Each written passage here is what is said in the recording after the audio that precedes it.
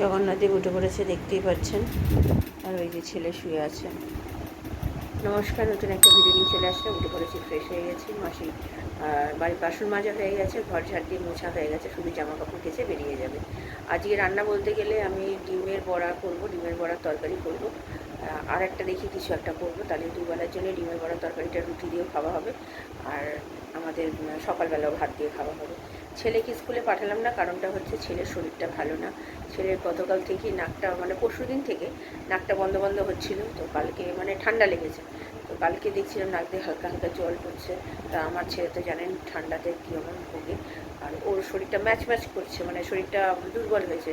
ও যেতে চাইলো না। আলাম ঠিক আছে, যাকে একটা দিন না হয় রেস্ট নিয়ে নিই। আজকে ওষুধ দিয়ে দিয়েছি, গতকাল রাত্রিরও ওষুধ দিয়েছি, যেহেতু ঠান্ডা লেগে গেছে অলরেডি। তো আমার ঘরে ওষুধ সবসময় থাকে জানেন, আমি সবসময় ডাক্তারকে বলেই ওষুধ এনে রাখি। তো দিয়ে দিয়েছি, তো আজকেও দিয়ে দেবো। তো আশা করি কালকে ঠিক হয়ে যাবে। তো কালকে থেকে আবার যখন স্কুল যায় তেমনি যাবে। তো এই হচ্ছে ব্যাপার। তো তাই শুয়ে আছে, একটু দেরি করে আন্টিকে আসতে বলেছে। গতকাল রাত্রিই বলে দিয়েছি আজকে স্কুলে যাবে না। তো তার আন্টি যেমন 11টার সময় আসে, ওকে একটু পরে তুলবো, 9:10 নাগাদ তুলবো। তাহলে উঠে স্নান টান করে একবারে পড়তে বসে যাবে। তো এই হচ্ছে ব্যাপার। তো ঠিক আছে, চলুন এখন চা করবো, চা খাবো। মাসির ওইদিকে হয়ে গেছে, তো আমি আবার পরে আসছি। চা বসিয়ে দিয়েছি আমার এখানে, আর হাজব্যান্ড খাবে না। আদা চিনি দিয়ে দিয়েছি, আর এখানে মাছের ডিম বার করে রেখেছি, আর এখানে নতুন করে দুধ জল দিতে বসিয়ে দিয়েছি। মাসি এইমাত্র কাজ করে চলে গেল। ওয়েদারটা হালকা রোদের আভা আছে, হাওয়া দিচ্ছে, কিন্তু বৃষ্টি পড়ছে না। তো চলুন চাটা করি, বা চা পাতা দেবো। চা পাতা দিয়ে দিয়েছি, এবার এটা ভালো করে একটু ফুটুক, তারই হয়ে যাবে। ছেলেকে এখনও তুলিনি, ছেলেকে তুলবো। শরীরটা যেহেতু ভালো না, একটু নরম হয়েছে শরীর, থাক একটু সুখ, তারপরে তুলবো। এই যে আমার চা রেডি, আর এখানে দুধও ফুটবে, এখনও ফোটেনি। তখন চাটা খাই, পরে ছেলেকে তুলে দিয়েছি। মাসি তো কাজ করে চলে গেছে, চাদরটা চেঞ্জ করে নিচ্ছি, বালিশের ঘরটা পরে করব, নাহলে দেরি হয়ে যায়। তো চলুন, এখনও কোটাকুটি কিচ্ছু হয়নি। আগে ছেলেকে তুলে দিলাম, ছেলেকে বলছি তুমি আগে ব্রাশটা করো, দিয়ে স্নান করে দুধ বিস্কুট খেয়ে পড়তে বসবে, আন্টি চলে আসবে। তাও একটু দেরি হয়ে গেলে উঠতে, মানে ওষুধ খেয়েছে তো এত ঘুম ওর, ঘুমিয়ে মানে আর ঘুমই ভাঙছে না। তো যাই হোক, চলুন, এদিকে করা মোটামুটি হয়ে গেছে। আমার একটা কাজ এগিয়ে রইল, শুধু বেলার দিকে ভাবছি বালিশের ওয়ারটা চেঞ্জ করে নেবো, তাহলেই হয়ে যাবে। নিয়ে তারপরে এখন কোটাকুটি করে রান্নাটা সারতে পারলে বাঁচি। চলুন, এই চাদরটা অনেকদিন পর পাতলাম, চাদরটা সত্যি খুব সুন্দর, আমার খুব পছন্দের চাদর। চাদর চেঞ্জ করে রান্নাঘরে চলে এসেছি, এখানে কোটাকুটি করতে। ছেলেকে বললাম স্নান করতে যেতে। আমার হাজব্যান্ডের স্নান হয়ে গেছে, পুজো করতে বসবে। রান্না এখনও কিচ্ছু হয়নি, ভাত বসিয়ে দিয়েছি। এখানে ডুবো ডুবো করে আলু কেটে নিচ্ছি, একটু বড় বড় পিস করে বড়ার তরকারি করব, আর ডিম দিয়ে পেঁয়াজ দিয়ে একটা ভাজা করব। এইটাই, আলুটা দেখুন অর্ধেকটা পচা, সেটা ফেলে দিলাম। পেঁয়াজ কাটছি, দু রকমেরই পেঁয়াজ কাটছি। একটা হচ্ছে আমার বড়ার জন্য করব, যেহেতু পেঁয়াজ দিয়ে ভাজবো, বড়া করে যেহেতু তরকারিটা করব। আর একটা পেঁয়াজ কাটছি হচ্ছে আমার ওই ভাজাটা করব, মানে ডিম দিয়ে, মানে ঝুড়ো ঝুড়ো করে ডিম দিয়ে পেঁয়াজ দিয়ে লঙ্কা দিয়ে এগুলো করবো। এটা আমি এর আগে একবার করেছিলাম, তো খেতে আমার খুব ভালো লেগেছিলো। আর টমেটো কেটে নিলাম। চলুন কোটাকুটি কমপ্লিট। পরে রান্নাঘরে তো কোটাকুটি করে একদম ভাতও বসিয়ে দিয়েছিলাম, ভাতটাও হয়ে গেছে। এখানে নুন, হলুদ, লঙ্কার গুঁড়ো, পেঁয়াজ দিয়ে একটু সামান্য মিষ্টি দিয়ে বড়াগুলো, ডিমের বড়াগুলো ভেজে নিচ্ছি। একটু বড় বড় করেই করেছি, বেশি ছোট ছোট করিনি। আমার হাজব্যান্ড বলে বেশি ছোট করবে না, তো আরেকটু ডিমের রেখে দিয়েছি। ডিমের আরেকটা মানে একটা ভাজা মতো করবো, আমাদের খুব পছন্দ। পেঁয়াজ দিয়ে, লঙ্কা দিয়ে, একটুখানি হলুদ গুঁড়ো, লঙ্কার গুঁড়ো, জিরে গুঁড়ো দিয়ে, আর সামান্য মিষ্টি আর নুন তো দিতেই হবে। তারপরে ওইখানে দিয়ে দিয়েছি হচ্ছে তেল। ওই তেলের মধ্যেই গোটা জিরে, তেজপাতা, ছোটো এলাচ দিয়ে, দারচিনি দিয়ে আলুগুলো ভালো করে ভেজে টমেটো, নুন আর আদা বাটা দিয়ে ভালো করে কষিয়েছি। তারপরে দিয়েছি জল, সামান্য জল দিয়ে হলুদ গুঁড়ো, লঙ্কার গুঁড়ো, জিরে গুঁড়ো, ধনে গুঁড়ো দিয়েছি অল্প একদম, দিয়ে ভালো করে কষিয়েছি। বড়াগুলো দিয়েও কষিয়ে জল দিয়ে, গরম মশলা গুঁড়ো, একটা ঘি দিয়ে নামিয়ে ফেলেছি।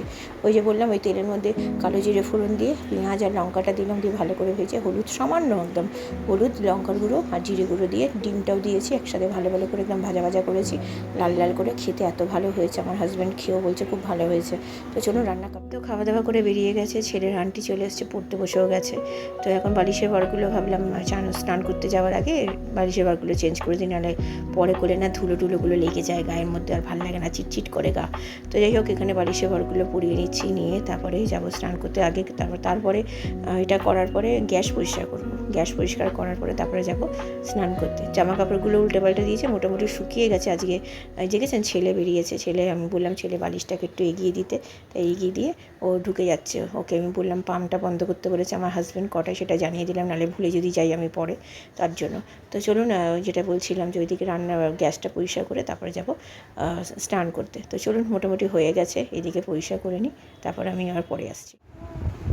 কি হয়েছে তোমার, স্কুল গেলে না কেন আজকে? ঠান্ডা লেগে গেছে? কেন? ও তাই, কি কারণে লেগেছে সেটা তো বলো।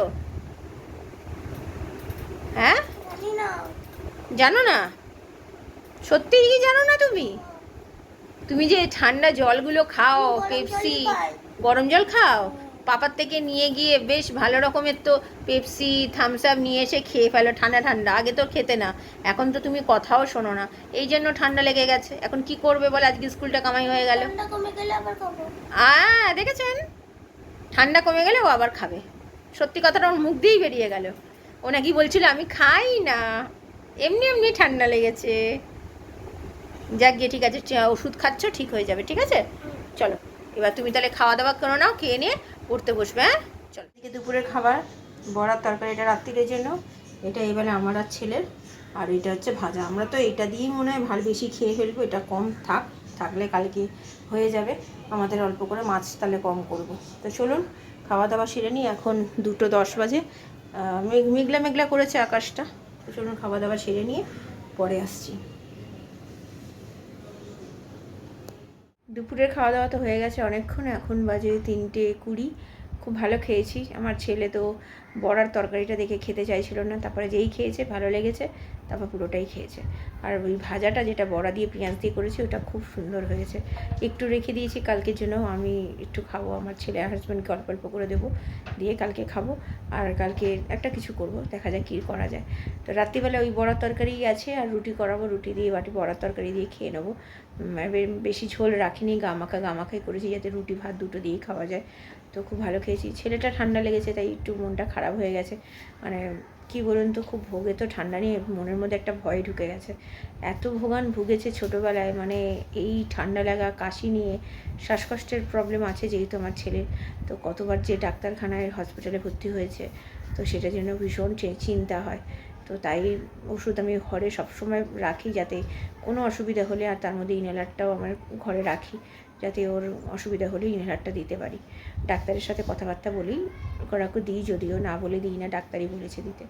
তো ঠিক আছে চলুন, আপাতত এখন একটু রেস্ট নিই, শুই। আমার বিকেলবেলা পড়ানো আছে, ছেলেরও আন্টি আছে, আন্টি বলেছিল আসবে না, কিন্তু এখন আবার SMS করে বললো আসবে।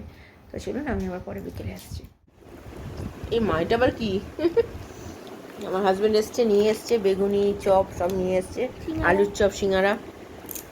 6টা বাজে, আজকে মাসি আবার লেট। কি এটা দাও? ভালো কথা। চলো খেয়ে সন্ধ্যে দিয়ে দেবে। ঝাড় দিচ্ছি দেখে বুঝতেই পারছেন যে কেন ঝাড় দিচ্ছি, মাসি আসেনি।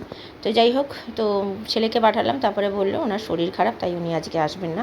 কিন্তু উনি জানানোর প্রয়োজন মনে করে না, সে তো জানেন, আগেও অনেকবার বলেছে, আর বলে মুখ নষ্ট আমার আর বলছি না আপনাদেরকে।